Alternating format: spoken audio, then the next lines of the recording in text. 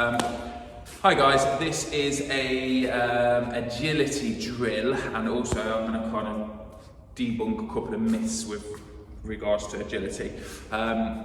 So first off, most people feel like, or if you ask them what's agility, they would say agility is the ability to change direction at speed, so how quickly you can change direction. So especially in team sports and stuff like that, you do loads of cone drills where you run from one to the other, you do this footwork, that footwork, and it's very much a case of you learn fancy footwork, you learn to move really quickly, but what you'll find is people who do really well at that aren't necessarily the same people that perform really well in matches. And in martial arts, for instance, it's the same thing. You can get people that are mega physically skilled, but when it comes to actual sparring, the transfer's not there, and people don't quite understand why. So for me, I would say that's the very rudimental explanation of what agility is, but that's wrong. Okay, so what you've got to take into account is most of the things you do which include agility are done on one leg. Martial arts, bam, bam, bam, are done on one leg. Change direction, that's done with one leg. Okay, football, you pass the ball, you turn, that's done on one leg. So it's that reaction on one leg. So you have to take into account one leg drills, and you also need to take into account processing speed and reactions. Okay, so for instance, in a team sport game, somebody passes a football, if it goes exactly how you've trained and expected, brilliant. If it doesn't go to plan, it now requires you to notice that, process that information, and change the outcome based on what span has been thrown in the works.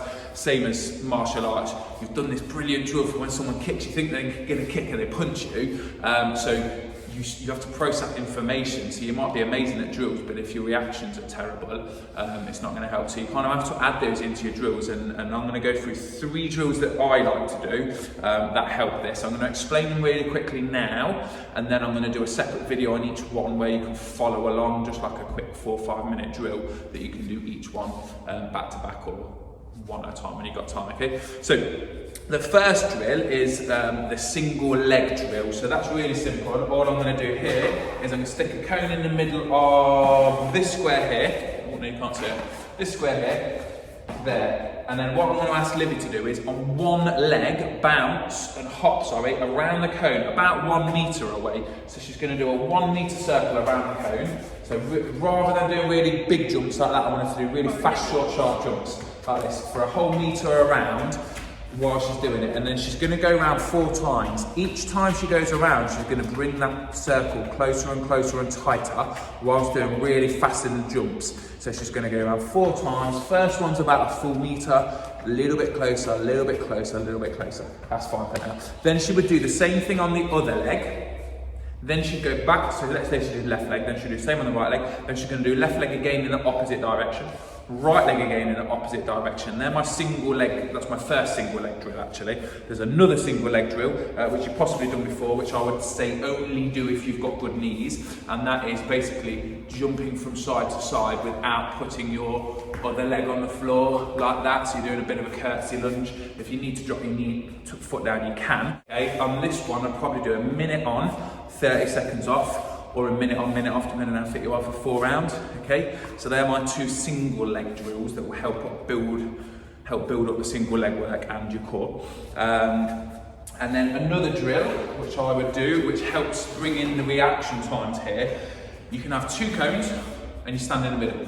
You can do it with 4 cones, but I'll just show you with 2. So she could have front and back as well. And then me, the coach, I'm going to be here and I'm going to say, right, middle of the cones, fast feet.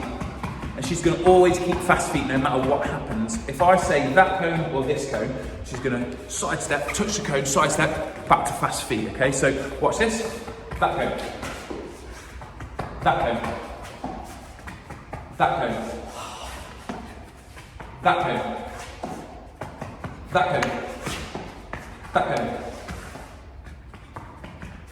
That cone. Okay, so that'll do for now. So again, I'll do a minute on, minute off, or a minute on, 30 seconds rest, depending on how fast you are, or how fit you are for kind of 3, 4, 5, 6 rounds.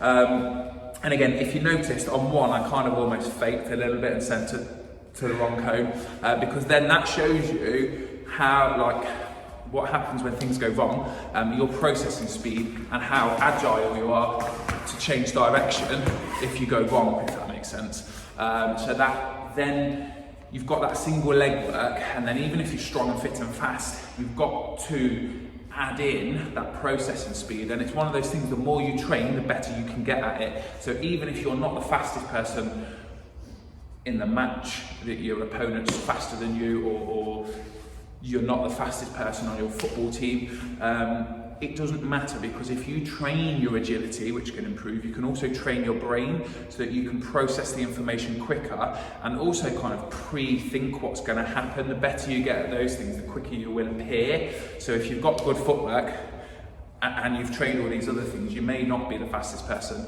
but you can match the best that there is at kind of, you can match their physicality with your reactions. I'll spit it out eventually.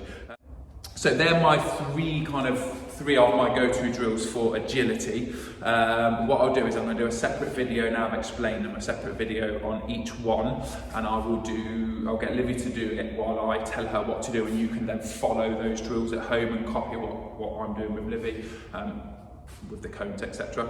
So I'll do a separate one on each.